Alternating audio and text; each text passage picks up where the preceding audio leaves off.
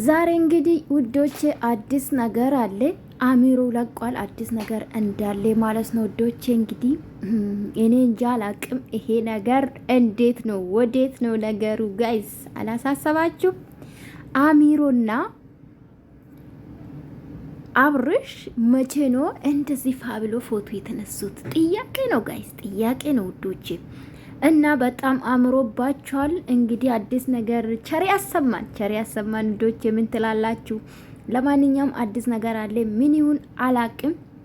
ቤተሰብ አሚሮ እንግዲህ አዲስ ነገር አለ ካለ አዲስ ነገር ይዞ መጣል ወንድማችን ማለት ነው። ሰላም ቤተሰብ እንዴት ናችሁ? ደህና ናችሁ ወይ? ናለው እግዚአብሔር ይመስገን። ሰላማችሁ ብዝት ትርርፍ ይበልልኝ። እንዴት ናችሁ? ቪዲዮ ሲጀምሩ ላይክ፣ ሰብስክራይብ ማድረጋችሁ እንዳትረሱ። ዛሬ ምን ትጠብቁን? እኔ ብዙ ነገር አሚሮዬ ውስጥ ይመላለሳል ጋይስ፣ ይመላለሳል። እኔ ሳስበው ዛሬ እርግጠኛው የምነግራችሁ ማለት ነው ትላንትና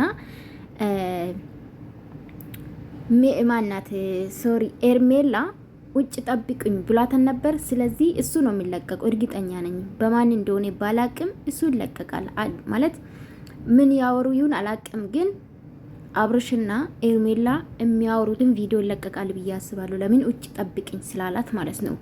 ከዛ ውጪ ግን እኔ ሳስበው አብርሽ ሳስበው እየፈተናችሁ ይመስላኛል። ገባችሁ? በዚህ ሰዓት እኮ አብርሽ ብዙ ነገር ማወቅ ይችላል። ማን ነው ለአብርሽ የሚያስበው?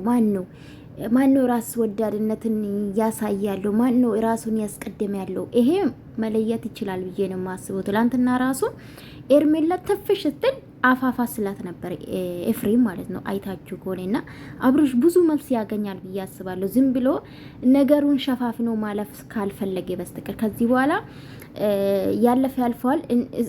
እነዛም ደግሞ አልጠይቃችሁም ብለዋል። ይሄ ማለት ለተመልካችን መልስ አይመለስም ማለት እኮ ነው ጋይስ። ገባችሁ አይደለ?